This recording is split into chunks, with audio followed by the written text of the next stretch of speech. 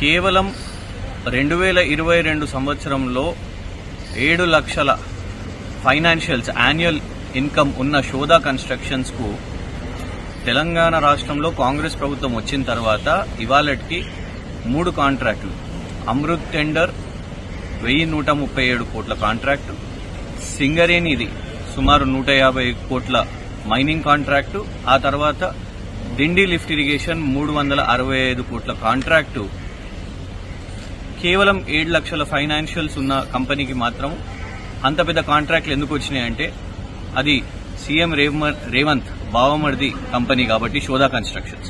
దాని మీద ఈరోజు ఈడీకి ఫిర్యాదు చేయడం జరిగింది. గతంలో కూడా బీఆర్ఎస్ వర్కింగ్ ప్రెసిడెంట్ కేటీఆర్ గారు కేంద్ర మంత్రికి దీని మీద ఫిర్యాదు చేసిండ్రు.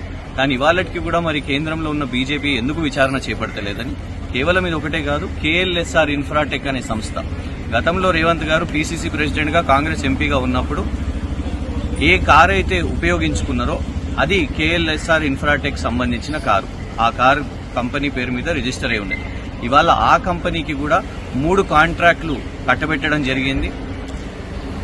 అంతేకాకుండా ఇటీవలే ఒక జడ్జి గారిని మరి ప్రెషర్ పెట్టి తను ఫేవరబుల్ గా ఆర్డర్ ఇవ్వాలని ఒక సీనియర్ జడ్జి పెట్టినని జడ్జి ఎన్సీఎల్ఐటీలో శరత్ కుమార్ శర్మ గారు చెప్పడం జరిగింది.